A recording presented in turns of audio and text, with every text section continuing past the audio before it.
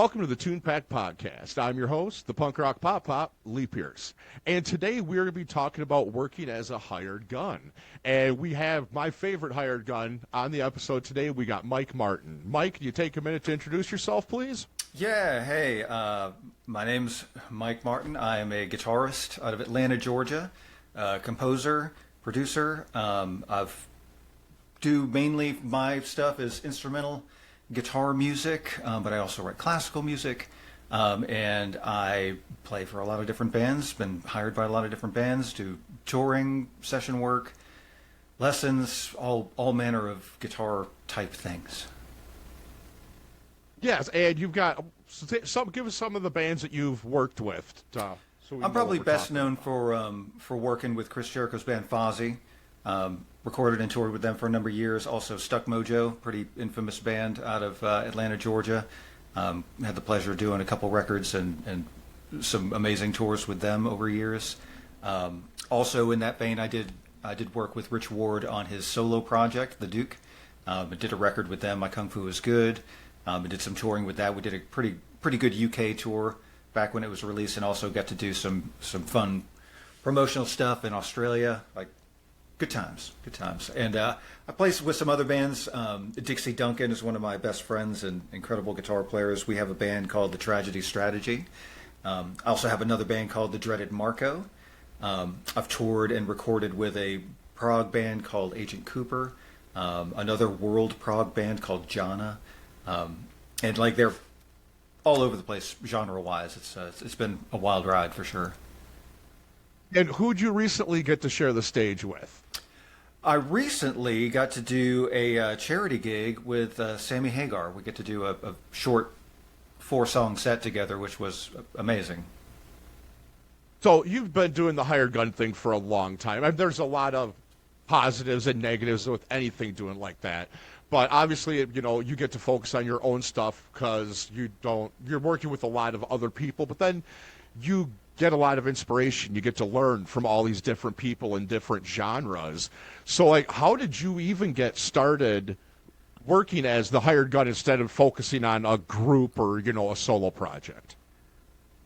It's interesting. So much of what you have to do as an artist, in particular, like we all start as independent artists, you're just trying to get your foothold out. I never really had a concrete plan for hired gun dumb, for lack of, I guess I just coined a word. I'm not really good at that. But with the bands that I had, and I was very into Steve Vai and Joe Satriani and Jason Becker and Eric Johnson, Hendrix, the guitar greats. And like, while it's a wonderful idea to think like, man, I would like to do something like Surfing with the Alien, or just being really inspired by that kind of poetic guitar stuff, I was always in bands with singers, other guitar players, keyboardists, and stuff. It very much felt like I was always a band guy. It was really kind of a survivalist mentality. When you're young and you think, man, I'm going to do this. I'm going to get as good as I can at the guitar. I love it so much. I just want to play and go as many places as I can and just live that fantastic life of just being the journeyman gypsy guitarist, right? And I graduated high school in the early 90s. So I had one set of ideas of what life was going to be like. This is like 1992. So it's right after Passion and Warfare comes out, one of the most successful instrumental rock albums of all time. Steve Vai is just incredible and will forever be a legend just for that one thing. And he's had a whole lifetime of legendary things. So I was preparing for a world of, I'm going to be launched into, like, every guitar player is just insanely good. It's either Steve Vai or Satriani or Nuno Bettencourt or Jason Becker, or like Marty Friedman was still with Megadeth at the time. Like, it seemed like the world was ripe for like really imaginative guitar players. So I was really excited about that.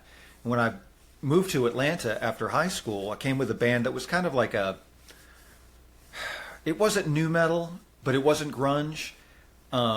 It was like some kind of blend of whatever I was into at the time, which was kind of like Black Sabbath meets Pink Floyd meets Metallica meets, I don't know, like it was metal, but it was kind of earthy and sludgy and bluesy like Sabbath.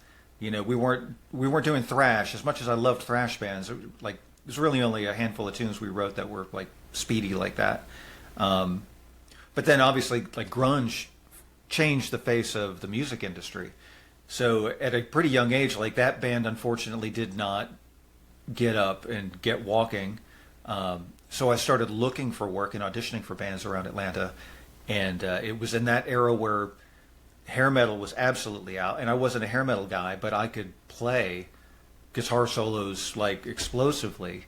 So I would go to auditions with these bands and be like, man, you're such a great player, but you're not what I'm looking for. I'm like, well, what are you looking for? And they're, well, we're not doing the lead things because that's not really what's in vogue. And I'm like, oh, I don't have to play leads. Like we're playing songs. So like, yeah, whatever. That's fine. I didn't necessarily need to lead with that stuff, but it kept me out of a lot of work just because of the nature of what young bands who were trying to get up and rolling were up against with their own vision, what they were trying to think about. And like I had been in bands where we played Nirvana, we played Mudhoney and Dinosaur Jr. and stuff like Smashing Pumpkins. But like you listen to those records, all those Sub Pop records, Jay Mascis is a great guitar player. Billy Corgan is an incredible guitar player. Like there's a lot of great, like I really like Kurt Cobain's guitar playing. Is he Steve Vai? No, but who is?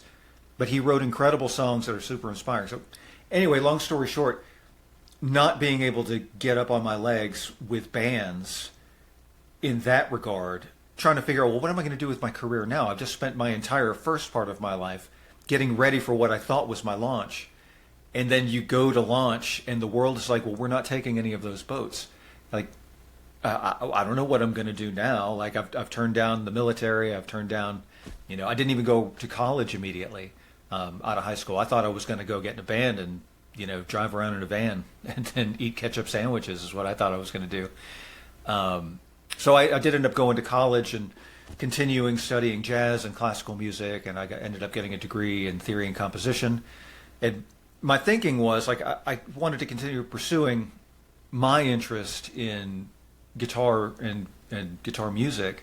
And I figured if there's any hope of anybody really listening to me as a guitar player, it's going to be one of a couple things. Either I play well enough to where I can get hired by people who are writing music that is well received, that people want to see, or I need to write something that people will care about, because there's plenty of great guitar playing out there, but what's the real measure of guitar players that get traction? And for me, it hands down was who wrote pieces of music that I just couldn't get out of my head that I wanted to listen to because it was meaningful to me in an emotional sort of way.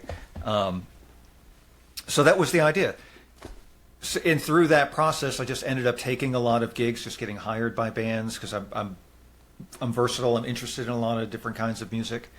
So by the time I got out of college, I was looking for a lot of things. I was looking for, an opportunity to get myself to stand up, because now I feel like, oh God, I really am a composer now. I've got all this invested in writing, not just guitar music, but just in general. Like I would like to do film scoring or TV scoring, or write for bands as a songwriter, or write my own music, or get in a band and make records, and just wanted to be open to whatever the world at large was going to present as an opportunity. Because that's really all we can do in this life, right? It's like you either have the opportunity to forge a way forward, or you better be adaptable and be able to improvise with just what comes your way and have a great attitude about it and just move where it feels right. And I got a lot of fun opportunities doing that kind of stuff. Some of it kind of came out of like when I was out of school, just looking for work. There was a really good blues scene here in Atlanta at the time, and that was one place where like maybe the alternative and grunge scene kind of turned people off to like the kind of guitar playing that I was most interested in. This, again, lots of great guitar playing on Goo Goo Doll records and Toad the Wet Sprocket and all that stuff. Dave Matthews is incredible. Like there's plenty of great guitar music out there.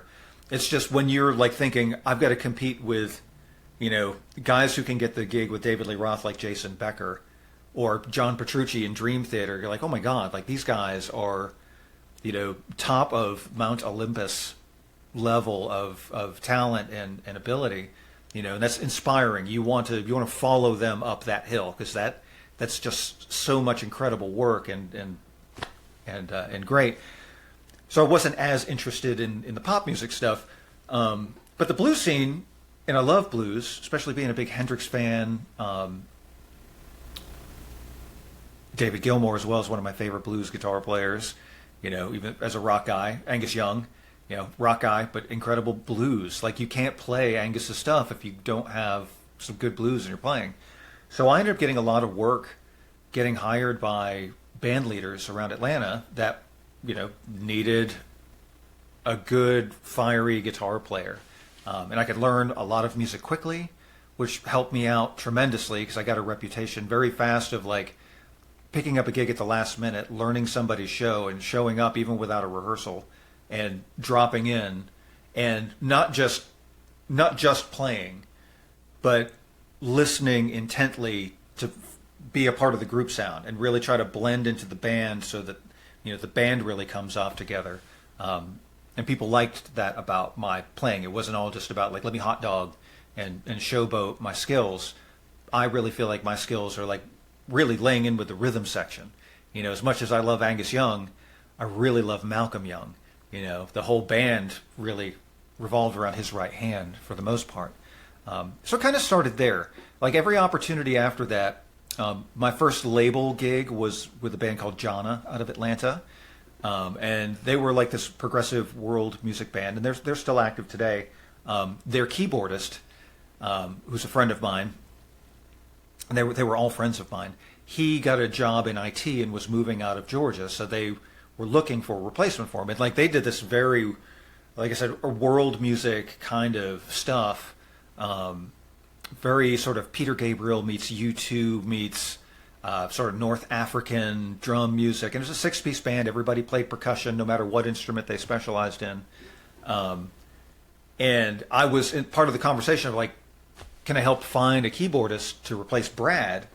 And because of my crazy interest in stuff, like, I'm a huge Robert Fripp fan, Pat Metheny fan, Adrian Belew fan. So I had a Roland guitar synthesizer, not one of the older ones, but one of the late 90s generations ones. And I was thinking more in that Adrian Belew, like, let's find my voice and figure out a way to use it, like, not replace a keyboardist, because that's a really difficult thing to do with a guitar synthesizer. It just doesn't function the same way. But they ended up hiring me. It was the first label deal I ever did, and we did a pretty extensive radio promotional tour and stuff like that. It was kind of the start off. You get crazy reputations for picking up crazy things like that, where if somebody knew me from the fusion instrumental stuff that I was doing on my own, and then to see me replace a keyboard player, and, like, of course I was playing guitar parts too, because it made sense that I was there, but it was like this crazy rig. I didn't know anybody that had a rig like that, because it was such a big band, and we weren't exactly traveling with, a great budget. We had a sound guy with us, but we had to, like, all of this percussion meant a lot of live microphones on stage, because we all had to play a little bit of something. We all sang, so there's tunes where we were doing, like, 5- and 6-part harmony on songs, plus the guitar synth stuff. And we had to bus all of my guitar and guitar synth stuff down to, I don't even think I was in stereo, or maybe I was just in stereo. So, like, I had to have my own submixer. Like, I really had a keyboardist rig, but then I had all this stuff on the floor, which now we think about that. There's all these modelers and stuff that make that much easier. At the time, like, you had the kidney bean pod. I was trying to make that work. It was a lot. So just for the technical nightmare of all that programming and just making that work in a live situation was a really fun experience and a great challenge. But, by the time I was done with that, just the reputation of, like, what are you doing? That's crazy. And then people get interested in that. And then within a couple of years of that, like, I was doing more stuff with my own trio, and still kind of in the jam band blues fusion thing that was around Atlanta. And, like, at least at the time, there was a really good market for that stuff, because with Colonel Bruce Hampton and the Aquarium Rescue Unit, they're from Georgia. Obviously, Allman Brothers, pretty famous jam band. Fish had really taken off at that point. Trey Anastasio is one of my favorite guys. Jimmy Herring is one of my favorite guys. So there was a thing here where maybe I was playing blues clubs, but they would tolerate some of my foolishness because I would do these really stretched out hippie psychedelic jams on things, and it was a lot of fun. What's interesting, like the next big sideman thing that I got was for Fozzy.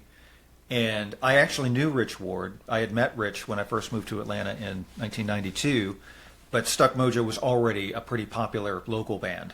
And I was just getting into town trying to get my band, out of the rehearsal room. So of course everybody knew who Stuck Mojo was. Rich and I actually worked a landscaping job together. Our bass player when I was with Stuck Mojo is a guy named Sean Delson. And he had a progressive rock band called Salem Ash, which years later they reorganized and became a band called Agent Cooper. I worked with them and did that Far From Sleep album. But Rich, at the time, Fozzy was doing their first all-original record, and Ryan Malum, their guitar player at the time, who's since become a friend of mine, great guitar player, they hadn't been touring full-time because of Chris Jericho's schedule with the WWE, so it was kind of like they were leapfrogging gigs, usually after a Monday Night Raw or something like that. But Chris was constantly traveling with them at the time. Like he was really blowing up with his popularity, so he wasn't taking the foot off the gas with that in any way.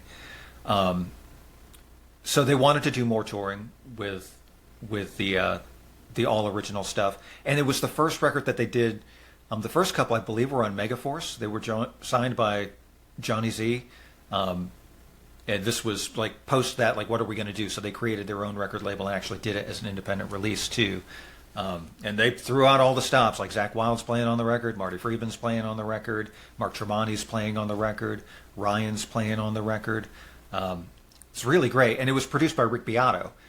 Well, it was one of those, because you always see celebrities doing the crossover from in the entertainment industry from one to another, whether it's actors or sports entertainment or musician. Everybody kind of bounces back and forth nowadays. They're really trying.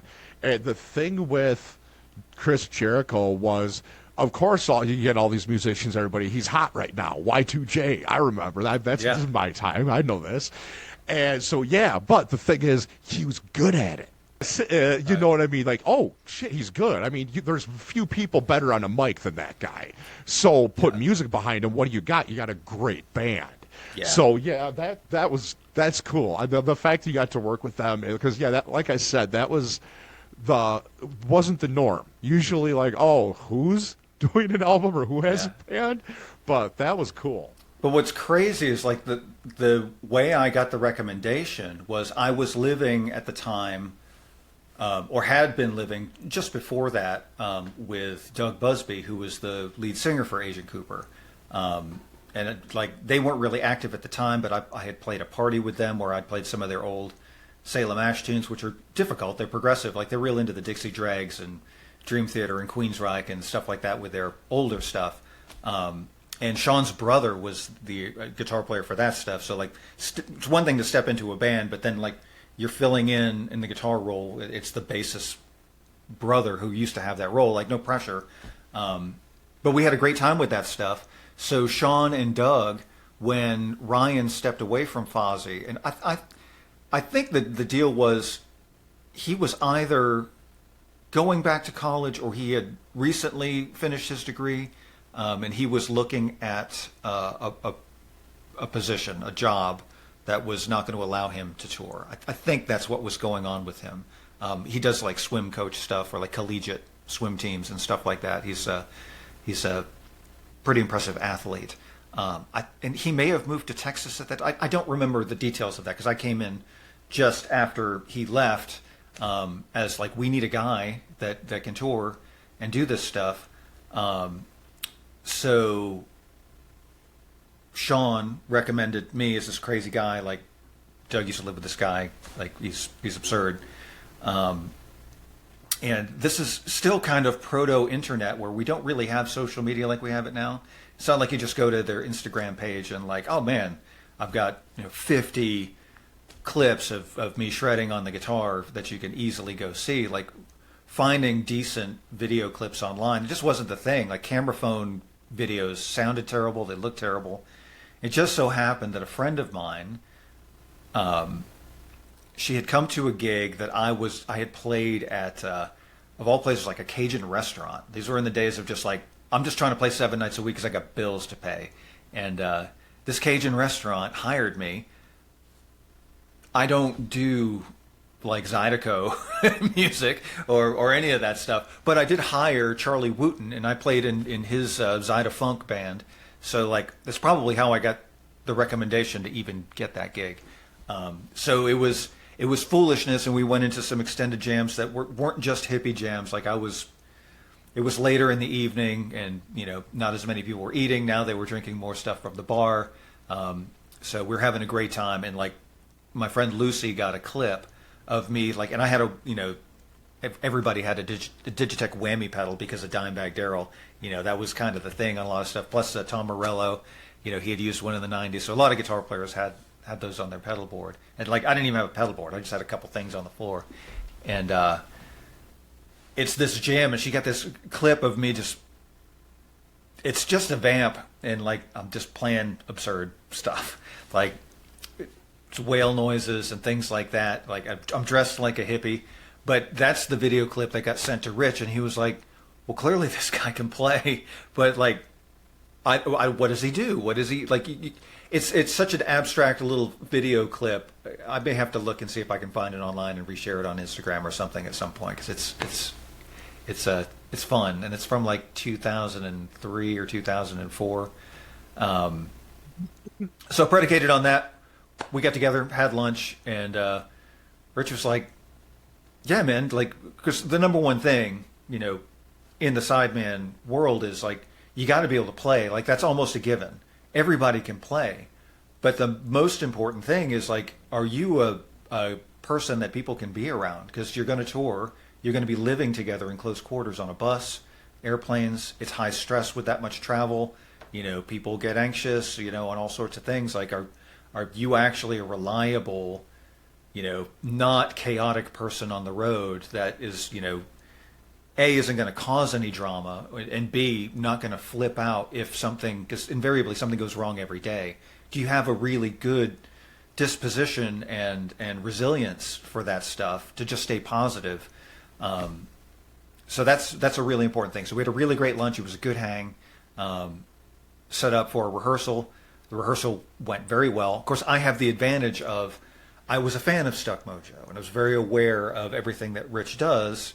And he and I, from a heavy metal perspective, were cut from the same cloth. Like, we all like the same records. We love the same riffs, the same songs and stuff. So even though we're not carbon copies, like, our interests are very well aligned. So there's a really beautiful pairing of the two of us playing together. Like, that's tough to find. It's not every guitar player that you play with where like you really have some good magic. And I feel like Rich and I definitely had some special connection when we played, because when I needed to, support him, especially by the time I get to Stuck Mojo, where he's the lead guy, like, I don't get to be Eddie Van Halen. He's Eddie Van Halen. So I've got to figure out how to very strongly support him without distracting from him, to just, push him out there. And, I feel like we did that really great. But that's kind of the thing. It's like clips, word of mouth.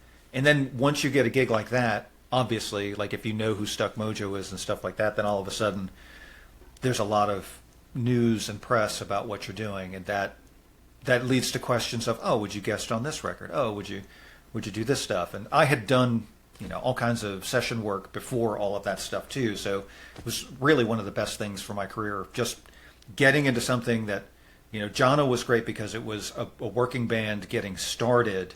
That was a great band. So like, reviews were great. That was in the time when an independent band could distribute directly to Barnes & Noble and Borders books. So we would do a lot of in-store kind of performances like that, and I would do stuff like that with another flamenco duo that I had, and we would sell our records directly to stores. So you get a lot of working knowledge of that business, and then to get some. It's funny, like you beg and you scratch and you claw for every little bit of attention and press that you can get when you're starting and just trying to get a hand into the ring, you know, and then you actually do something where everybody shows up to interview Chris Jericho. Everybody, you know, wants to see the band, wants to get an interview, and you're just next to him, but you're the new guy, so people are interested, so they ask you questions. Like when you're with somebody that gets press because of their reputation in the career, like that really changed a lot of stuff. And plus, like, because he did the bulk of the press, because he was the, you know, big attraction in Fozzy, like it's kind of equally yoked between Rich and Chris in that way, but obviously WWE is such a massive fan base. Getting to work with Chris, both in the band, is great. He's a bro. You can travel with him. He's one of the guys. He grew up in Canada. I grew up in New England. Yeah, there's a similar northerner kind of thing that we share, just in like the way you talk to friends, the way you joke about stuff, the music that we're interested in, all manner of things. But when we're not doing that, being in the room while he's doing interviews and doing press, or like there would be times where we would drive to gigs and we wouldn't be on a bus, and like maybe we would take personal vehicles. And there was one tour we did where we rehearsed up here in Atlanta, and then we did a run that took us down into Florida. And we took a few different vehicles, and Chris rode with me. And I got to sit in the car with him for hours and hours and hours and hours. And he was doing a lot of phone interviews at the time. So I got a master class in watching somebody who knew how to work the press. And like, he's incredible. You know, he's so far beyond talented in just what he does with all of the AEW and WWE persona stuff, plus the music stuff, but just the ability to talk to the press and be engaging and charming, you know, in a way that people want to hear the next things that he's talking about. What a great personality. Like he really did a lot for me, just getting to watch him, really. And you hit on something there too. You're talking about how, you know, especially you mean whether it's session work. I mean, if you're going to be in a studio with somebody, that's just as bad as touring, because when you're going to record, tensions are even higher.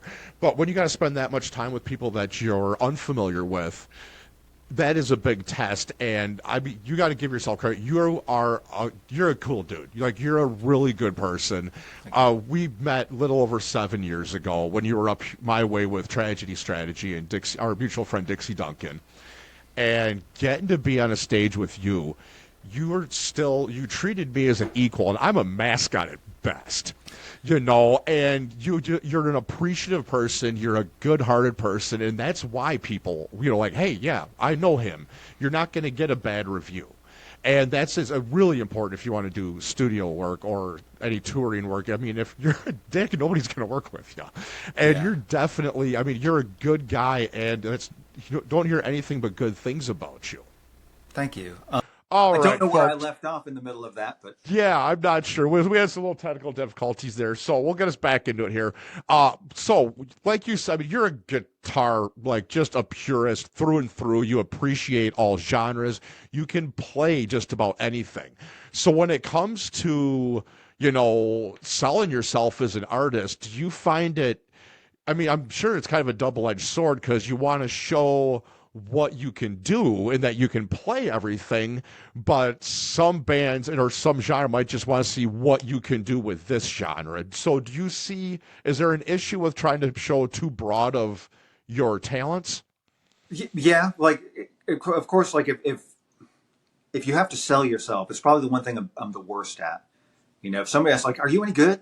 Like, no, like I have no idea. Like, I'm still practicing every day. Like, I'm still studying. I'm learning. I'm watching lessons on YouTube and tutorials like constantly. Like, I have a voracious appetite for information, and I love the journey. I love being a student of music, because being a student of music in a lot of ways is also like being a student of life, because it really is humanity and culture, and you know it's beyond the notes. It's learning how to deal with the thoughts in your head, and, you know, heartache and all of the other things that come with just being a human being, and sharing that culturally, communally, with people that also resonate with that stuff. So like it's almost a kind of magic, really, because it is language and it is art and it is physics and it is mathematics, and it's like a little bit of everything that is I'm so fascinated by in life, all put together like in this really beautiful thing. And there's so much music, which is part of why I'm interested in so much stuff, that like if I had to pick any one thing, any given day that you forced me to make that choice, I might make a different call. So like we probably have to do a law of averages of like how many times did you ask me and how many days, and which one did I say more often than the others. That's probably the one. But it's with a job, like it's hard to promote yourself. It's like you don't want to be the guy who just says, yeah, I can play anything. Because, well, clearly that's not true, because there's not really anybody who can play anything. But I try to keep a pretty positive perspective on it. Like, for me, music and the guitar in particular was one thing where it's like, not only did I find my passion for it, but for somebody with self-esteem issues and confidence issues and all of that stuff, like, it was the thing that I could lean into, like, no, I feel really good about this. Like, I'm not shy about it in a particular way. Like, I don't want anybody to know my secret that I'm a guitar player. It's like, no, I love it so much and I want to share it with everybody, because it's a way that I can express myself that in all the other avenues of life, I really don't feel like I do as great of a job with, because obviously mental health and the human heart and all of that stuff, it's complex. There's a million different ways that you can say and express things, and that's why we have poetry. That's why we have art. That's why we have music. So it's really hard to like walk in and say that. But my positive perspective is, at this point, I can play anything that I want to, given enough time. Like, there's plenty of stuff out there. Like, if you asked me to play like the Bach Chaconne, like, I'm not playing that right now, but come back in a few months and I'll work it up, and we'll see how far I get into it. That's my attitude. If I throw myself at things, I have been able to learn more than I knew that I was capable of, because I was willing to just submit myself to the process. So I kind of lean in that way. And then you read the room with anybody that you're working with. Is, if you're doing a heavy metal thing, I obviously don't need to show them how well I play a bossa nova, right? They may not necessarily care about that. So there are things that, you can leave for discovery, that like on a long flight when you're sitting next to each other, like, what are you listening to? And now you can share like, oh man, I'm, listening to all this piano music or string quartets or whatever. And like, really, you're not listening to Iron Maiden or whomever else? Like, no, like, why do you listen to this? It leads you to those conversations that then lead you to a place of being able to have a very open and honest conversation, because like, there's always a weird thing too, especially with rock bands. Like, I think rock bands are cool. Like, joining Fozzy and Stuck Mojo, like, those guys were cool. Like, I'm a dork. I'm a nerd, and you don't necessarily want to get found out as like a nerd or be excommunicated for nerddom. Like, you got to figure out how to be cool, and then you realize, like, well, if I try to be cool, I'm the opposite of cool. So I just have to be me, and hopefully whatever brand of me there is cool enough. And then you learn, like, most musicians I know, the coolest musicians that I think just have all the swagger, sex appeal, they got the look, they got the stage moves, they got the riffs, they got all the things. They're nerds too, they're into nerdy stuff, so like you find comfort in that stuff too. So that's kind of the thing. Like, 100%, because I work for a record label too, and every musician I've ever worked with, people don't get, like, we're all band geeks. We're all music nerds. No matter how big and cool you look up on that stage under those lights, it's still that same kid going, I wonder what I could do. Yeah. So and I love it, and I think that's why I love working with artists, whether it's on the podcast or with the record label. I always joke, like, it's like, I'm glad I don't have to work with people. I get to work with musicians instead, because it's a it's a completely different thing. And because musicians and artists, there's something about it's there. I don't know. It feels like a higher evolution. It's they're in touch with so much more, and they understand the importance of what they put out in the world. I think is why I enjoy working with artists, especially someone like you. Like I've been looking forward to this one for a while, and especially because it's almost exactly 12 hours since your new song dropped. Yeah, yeah. Yeah, Let's hear. actually, for me, Talk it about. is. It's been Yeah, it's almost 13 almost hours that it's been out exactly. now. Yeah, learning to sleep. How long has it been since you dropped some new music? This is the first release of my own in almost 10 years. The last thing I released was a single called Wherever You Are, and it's a ballad that I wrote, to quote Steve Vai. Um, and it was a way to sort of test the water. I had been through the hired gun thing and had joined bands and done a lot of touring and recording with them. And I was ready to do my next record, and had been wanting to do my next record. Um, the shortest backstory on that is while I was in Fozzy, um, I had so much recording experience just working with everybody at the time that I decided to take the plunge and learn some recording software, Pro Tools, and I wanted to produce my own record. Because at that time, like I could see there was a way forward that was possible that I could do that. So I taught myself Pro Tools, and every session I was in, like I didn't hover and ask everybody a million questions, but I paid attention like crazy. You know, every engineer, every artist, every producer, like what are they talking about? What piece of gear are they touching? Why are they doing that? Just trying to get a master class education from some of the best in the business, doing all the things. Um, so I put out 2 of 5, my first record in 2006 is when I got that released. In 2010, Steve Vai, who had already had a record label called Favored Nations, and he had released some stuff on that. Also, Paul Gilbert and Eric Johnson and a bunch of guitar players had put out some records on his Favored Nations label, which was, really fantastic. He opened up his business to create a new subsidiary called Digital Nations, where he was working to create a business where guitar players, independent guitar players like me, could have a place to get a release that was known for quality guitar music.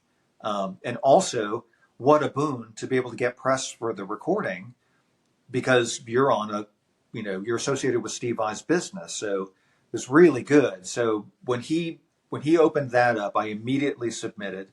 And so they picked up distribution of 2 of 5. And even though it had already been out for 3 years, 4 years at that point, so like it had run its course. Like I'd done all the press that I could do, and that was throughout the Fozzy years and the Stuck Mojo years. Like across the planet, I did as much as I possibly could with it. So Steve was and the record company were very interested in what I was about to do next, because at the time I was just leaving Fozzy, and I left Fozzy with my contribution to the Chasing the Grail record. I had written the music and produced the song Wormwood with Chris Jericho's lyrics, which is a pretty big thing on that record. Like Rich Ward had never released a record with somebody else's writing on it. So it was a great opportunity for me. That was a big record for them. And even though it was at the end of my tenure with the band, it also did some great stuff for me because like there was enough good press on that release that anybody that I was talking to, like I had something to point to that was very present tense. This is the last thing I did, and here's what I want to do next. So Steve's label was very interested in what I was about to do after that. And I was gung ho. I've got a lot of music. I've been writing my whole life, so I had lots of music in the chute. I was like, man, things are going to be great. And right about that time, decided to get involved with Agent Cooper and work on their record and get that business off the ground as well. And I kind of squandered that opportunity with Steve by not believing in myself enough and going after the Agent Cooper record. And like, those guys are my best friends, so it wasn't a hard thing to twist my arm to like, hey man, let's do this. It's on me for not being able to split my brain and do two different things. I was trying to, because that Far From Sleep record is, most of it is writing that Sean and Doug and Eric had done from years previous. And a lot of it was even like mostly Sean and Doug. So any new writing, again, it was a contribution from Sean and Eric and Doug. So I was again in the role of fulfilling a record.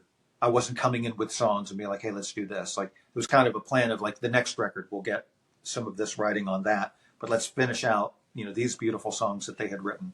And I got creative input all over it, because we co-produced the album together with largely Eric Frampton at the helm of all of that stuff. But I'm super proud of that record. It sounds great. Eric's an incredible musician and producer, and like, really, what an amazing record that was. But we did one major tour, and that was in Europe, opening for Tony McAlpine. And the reason we got that tour was because Tony was on Steve's label. And when they were looking for potential bands to get on that tour, my name got thrown into the ring because I was on Steve's label. So the idea from a management standpoint with Tony was, it'll be better for promotion to have two artists on Steve's label, so we can double down on getting press. Because now it's coming from the label. Even though Agent Cooper wasn't on Favored Nations, it was just me. But it led some attention to like, well, who is this Agent Cooper band? Oh, it's this other guitar player who also does stuff on Steve's label. So, and it's a vocal band, so it's a different thing. Tony is just crazy instrumental stuff, progressive shred foo. It's amazing. And we were definitely a vocal prog art rock band. So it's a really good pairing. It's like plenty of fiery guitar work coming from our band, but like not a metal band. We weren't doing that kind of progressive stuff. It's more like Gentle Giant, Marillion, Genesis, Peter Gabriel kind of prog. I mean, there's some heavy stuff in there, but is my phone being weird now too? That's good. Oh, okay. A little thing popped up. You're still good. So yeah, like I some of that was just my insecurity of not working on my stuff, because I really wanted that band to launch, for a lot of reasons. One, there's nothing better than being a band with some of your best friends, because like working is a joy. Anytime you get together and do stuff, it's a joy. Even if it's a hard day or a hard tour or whatever is challenging, you love each other like family. So it's wonderful.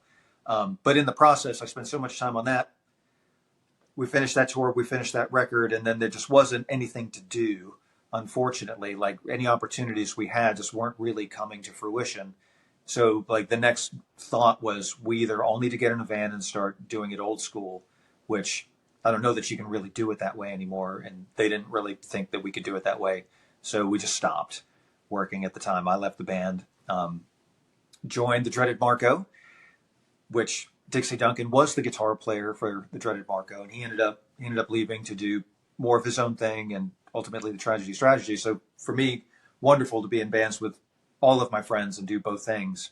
But I did all of that stuff, and again, kicked the can down the road with my own stuff. And in that process, the Digital Nations subsidiary of Favored Nations, they decided to fold that part of the business. So all my digital rights reverted back to me. So I had to re-release 205 myself and do that under my Serpa record label. And that was great, but I missed that opportunity to get this music all out. I know long-winded answers for everything, but by the time I finished the Safe Word record with the Dreaded Marco, that's 2014, the end of 2014, and we're not able to tour for a number of reasons. And some of the biggest reasons was like all three of the other guys in the band, Mike, Charlie, and Scott, and today's actually Charlie's birthday. Happy birthday, Charlie. They all got married and they all had little children, which is amazing. Like I wanted to be a dad as well. So like, of course, like this is the best stuff in life, right? When people fall in love and they put their lives together and then little ones are coming along, man, it's the best. Well, that's all the time we've got for this episode. Stay tuned for part 2 when we will be back with Mike Martin. Mike, thanks for coming on. Thank you again so much.